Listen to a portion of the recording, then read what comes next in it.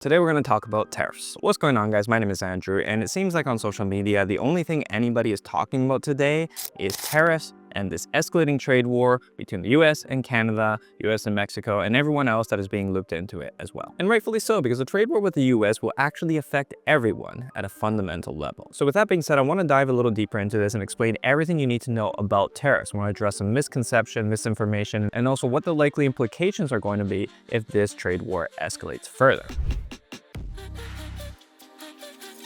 So first things first, I think it's important to know that as of today, President Trump and Prime Minister Trudeau have come to an agreement where they're going to put a halt on the tariffs for the next 30 days, which is great because I think it gives both sides an opportunity to really think things through and see what the implications of these tariffs will actually be. And in order for this agreement to be made, Canada had to agree to increase their spend on border control and measures to reduce drug trafficking from Canada to the US, and we'll get into that in a bit. But I want to first start off with the tariffs themselves. What are they and what will they actually mean? In 2024, the US imported $467 billion worth of goods from Mexico, $401 billion worth of goods from China, and $377 billion worth of goods from Canada. Mexico effectively supplies the US with 31% of its fruits, vegetables, fresh produce, and beverages, where Canada sends about 140 million barrels of oil a month to the US. And just for perspective, the US imports something, I think it was 39 million barrels to the US from all the other countries combined. So the 140 million barrels is actually quite significant. And the US is one of the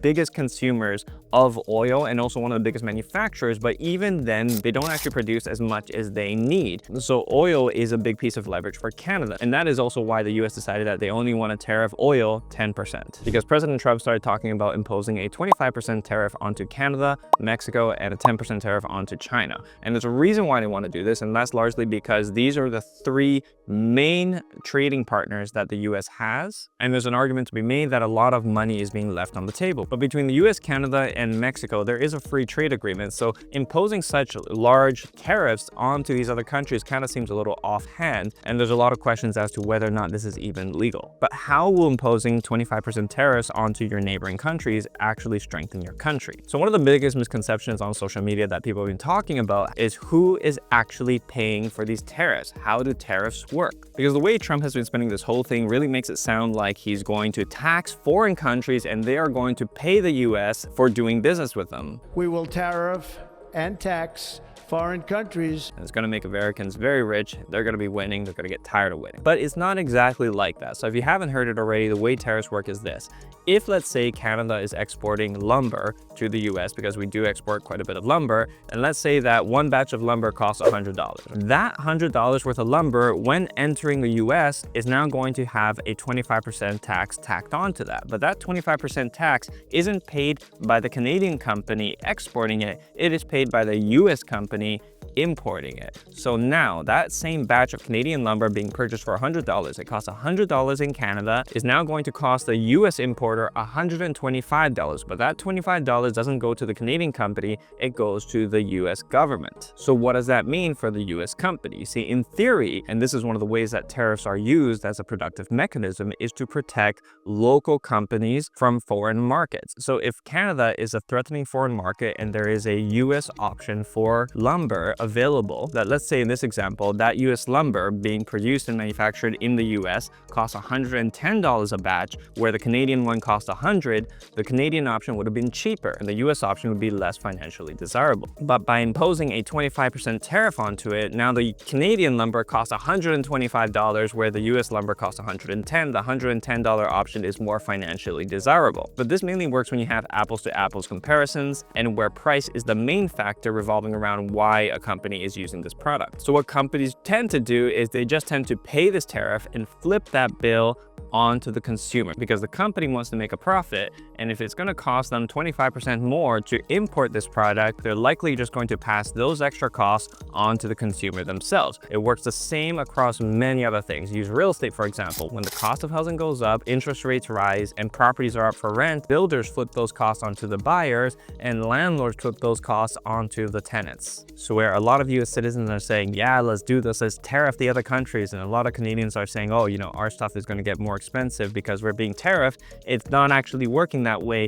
The immediate pain is going to be felt by the US consumer, by the country imposing those tariffs. But then why would this be a problem for Canada? And why would Canada want to tariff the US if tariffs actually hurt your own consumers in the immediate? Let me explain. When tariffs are imposed onto another country's product that the local population largely relies on, and that oftentimes will fall into fruits, vegetables, fresh produce, certain consumable items, grocery stores, it ends up putting a lot of strain on the consumer, and that consumer now has less disposable income to spend on other things, and less disposable income to spend on other things, including your now tariffed, more expensive product, means that less of your product is going to be exported. And it's important to know that the vast majority of Canadian exports go to the US. So if we're unable to export as much as we need to the US because the consumer demand is no longer there, that is going to very much hurt our economy. And Canada right now is not in a position to deal with this. But it's not like people won't adapt over time. You see, tariffs in the long term are supposed to motivate countries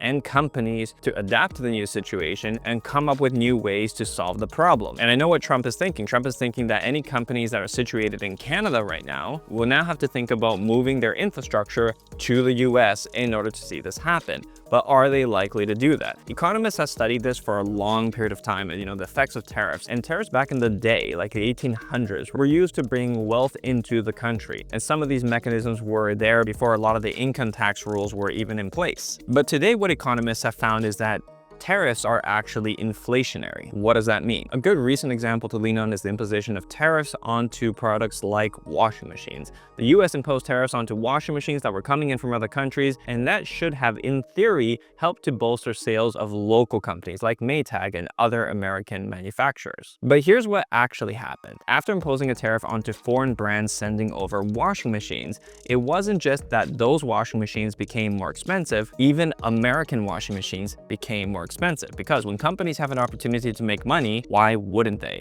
And they were able to flip the entire bill onto the consumer. And it wasn't just washing machines that became more expensive, dryers even became more expensive during this time, because businesses know that when people buy a washing machine, they're likely to buy the dryer as well, so they increase the cost of both. And that was an example of tariffs being inflationary. Your money, your dollar, can now buy less. So all around on both sides, tariffs imposed by either country will have some pretty significant negative effects in the immediate to the people. But even in the immediate, this is going to put strain on Canada. For example, Prime Minister Trudeau, in order to come to this pause in the tariffs, had to agree to come up with $1.3 billion to spend on border control, where they agreed to employ 10,000 frontline personnel to protect the border, and they also agreed to put $200 million towards fighting fentanyl. Canada has also secured a pause on the tariffs for 30 days. Which, these things aren't, in my opinion, bad things, because I'm sure even as Canadians, I had never really thought about this, but there does seem to be a bit of a drug problem going around with the homeless population, where there's all kinds of weird drugs starting to roam the streets. And you know what? Now that I think about it, maybe there is a problem, and maybe some of that is going into the US. If you have any information about that, let me know in the comments below. And one of the things that never gets addressed when politicians go about making these decisions is exactly how they're going to pony up this money and where this money is going to come from. What is the actual plan behind these big, high-level, somewhat seeming arbitrary statements? But maybe that's a problem for later. So will tariffs actually affect or motivate change? You see, the reason why economists say that tariffs are inflationary and that businesses are more likely to flip the bill over to the consumer is because it's not just the price or the cost of the product that determines how a business is going to operate. It's also the infrastructure that has gone in to set everything up that they have to tackle. For example, we can look at the automotive industry. The automotive industry is actually quite complicated, and while sometimes you purchase a car, you might think it's American made, it's Japanese made, or whatever, there's actually a lot more that goes into it, and the parts within the car actually come from a variety of different places in order to keep the cost down and the brand reliable. Many experts would suggest that a car will actually cross multiple borders across North America something like 9 to 10 times during the course of its manufacturing lifetime. And it becomes very complicated to figure out how exactly you're going to tax different aspects of this manufacturing process within this structure. And companies themselves, even though tariffs are going to come into certain areas, it is actually way more complicated and way more costly if you want to unravel this whole system of production in order to deal with the tariffs. So what is far more likely is that the business is just going to pay these extra tariffs and flip that bill over to the consumer, where in the automotive industry, this is going to make the cost of new cars way more expensive. And on top of that, even if businesses do decide to unravel this and save the price on the cost, that is going to slow down production. And when production slows down and cannot meet demand, the cost of cars is still going to go up, which means that new cars are going to become more expensive and secondhand cars are also going to become more expensive. Now, how is all this going to affect you as a consumer? You see, for Americans, and especially when it comes to Mexico, it's going to affect a lot of Americans when it comes to the fresh produce that they get, the fruits, vegetables, and beverages that they consume, as well as it's going to affect Texas when it comes to a lot of the auto parts that it's getting, as well as when it comes to oil that is coming in from Mexico, because Texas gets a lot of its oil from Mexico. And when it comes to Canada, it's going to affect a lot of manufacturing, which it means it's going to affect a lot of jobs, because a lot of raw materials actually come from Canada, which is kind of puts both parties in a bit of a tough situation, because when there is a housing crisis and you're now going to be tariffing the cost of building materials,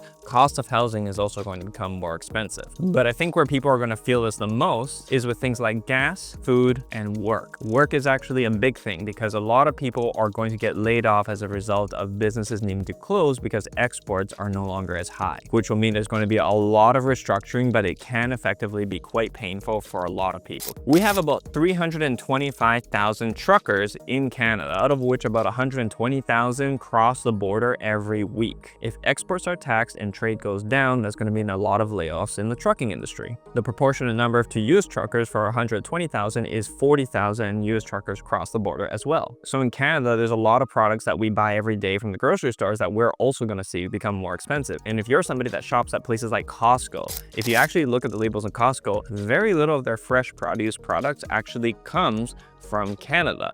It's all US products, which means that Costco products are going to get a lot more expensive, which means that your groceries at Costco are actually going to get quite a bit more expensive. Think about things like oranges for Canadians. We don't have any orange groves in Canada. All of our oranges come from the States. We have our own meats, we have our own milks, great. But just think about the amount of things that we buy from the grocery store that are American. And there's a lot of resources popping up right now for how Canadians can shop Canadian brands. I've always agreed with supporting local industry, and as much as you can, support your neighbors. You don't have to shop immediately local as in your neighborhood, but you can also shop Canadian brands, and there are quite a few for you to choose from, but it's definitely going to mean you have to try a little harder and spend a little more money as well. But the main thing here is that for you as a consumer, costs are going to go up across the board. Cars, groceries, services, you name it, everything is going to get more expensive if these tariffs come into play, and we haven't even yet talked about interest rates. But with that being said, what can Canada actually do about it? Because, you know, Prime Minister Trudeau has in fact been talking about a retaliatory response, and the retaliatory response was effectively that if US imposes 25% tariffs onto Canada,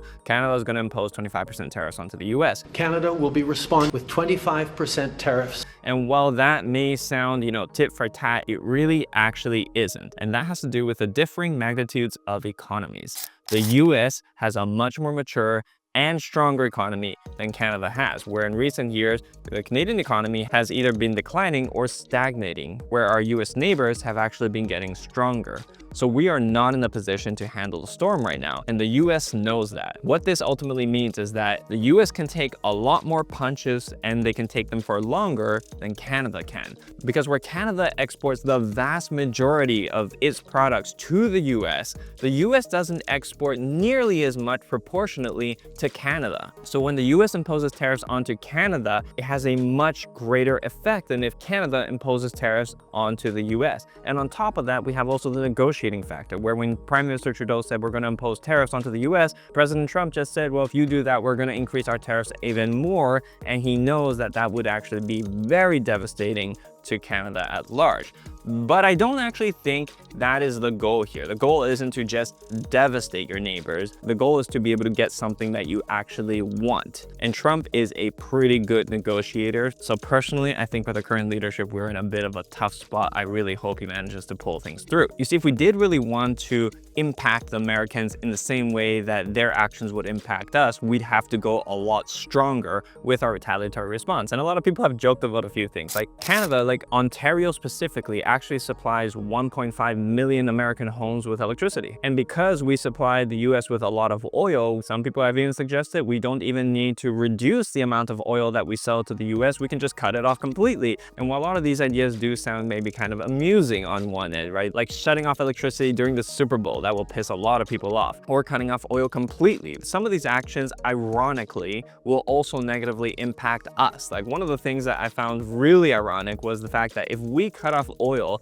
to the US and just say that we're not sending it over at all, we actually effectively cut off supply to our own eastern side of the country, which is ridiculous. Because if you remember, when Prime Minister Trudeau was talking about the pipelines that we wanted to build within our own country, we were trying to save the environment, and there was a lot of other red tape that had to go around where the whole thing eventually just got scrapped. Well, look what happens now. Now, if we want to send oil to Canada on the east side, we have to go into the US, and then from the US, we have to come back to Canada. Effectively, if we cut off this oil supply, we're essentially going to lose oil from roughly Toronto onwards. Toronto, Montreal, Ottawa, all these places and onwards are not going to have oil. So that option is kind of off the table. But there are tons of other areas where Canada is able to really muster some strength and gain some bargaining power. But definitely going tit for tat, 25% to 25% is not a great negotiation tactic. It definitely doesn't feel like we're negotiating from a position of strength. But if any of you did watch the speech that Trudeau gave about the relationship between the US and Canada,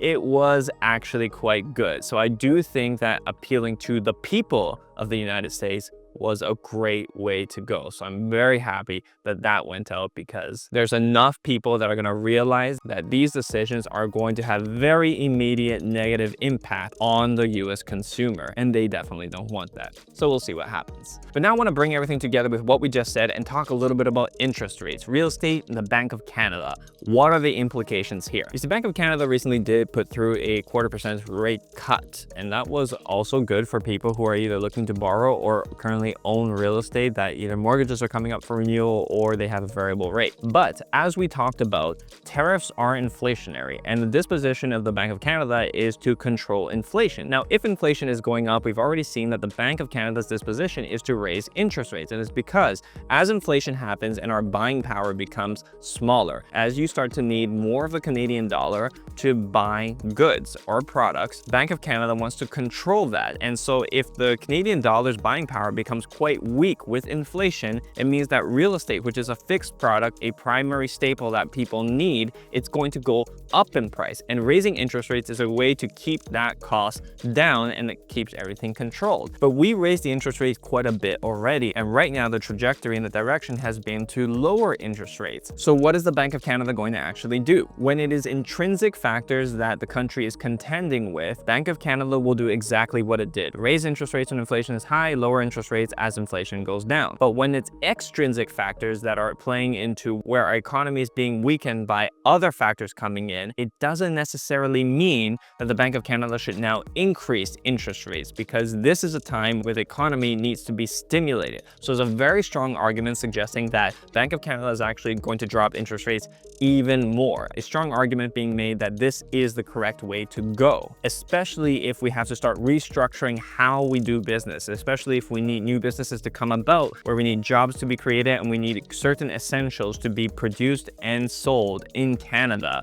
Interest rates do need to come down. So what does this mean to you as an investor? Well, here's the thing. In the media, we don't want to base too many things on speculation, but one of the things that we can make decisions on, which has already been happening, is starting to earn a little bit of US dollar in order to diversify our own positions.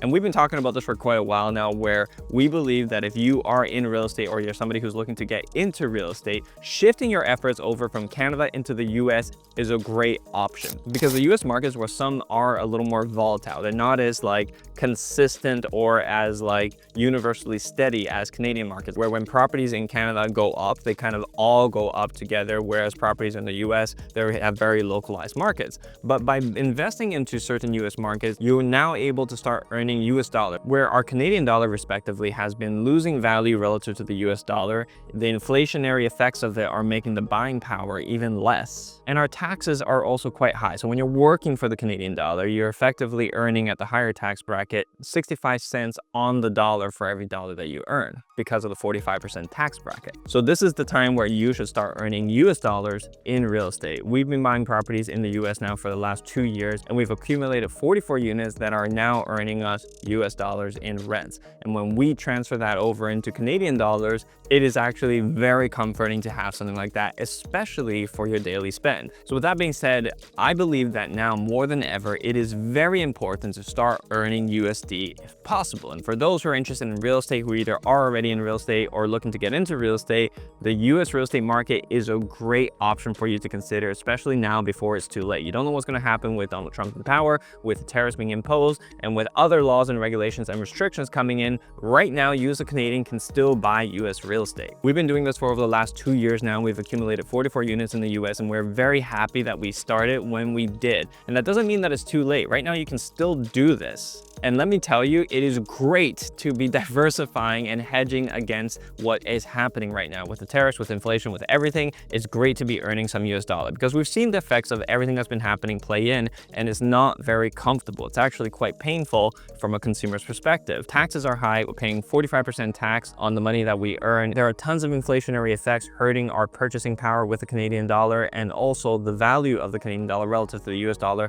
has been dropping. So let me tell you from experience, you'll actually be quite surprised with how nice it is to be earning some USD. Buy some US real estate, collect rents in USD, and when you transfer the profits from USD to Canadian dollars, it's going to be a lot more. If you've gone from Canada to the US, you know the negative effect of converting your Canadian dollar to USD, but if you're earning it the other way, it's actually a lot better. So if that's something that interests you, I definitely want to encourage you to do this. If you are interested in doing this, you can connect with us. We have designed what we call our cross-border investing blueprint for Canadians, where we've ironed out all the kinks and everything you need to know so that you can start investing in the US properly and legally. We're going to show you how exactly you can choose the right market for you that suits your financial needs and disposition, as well as show you how you can crunch numbers in the US so you can avoid any costly mistakes. We've been doing this for quite a while now, and we're really happy we did. You should start doing it as well. And other than that, I hope you found this video helpful and informative. If you have any questions about tariffs or any questions or thoughts about how these things are going to play out, definitely leave a comment in the comments below. Otherwise, please make sure to like this video, subscribe to our channel, and I will see you on the next one.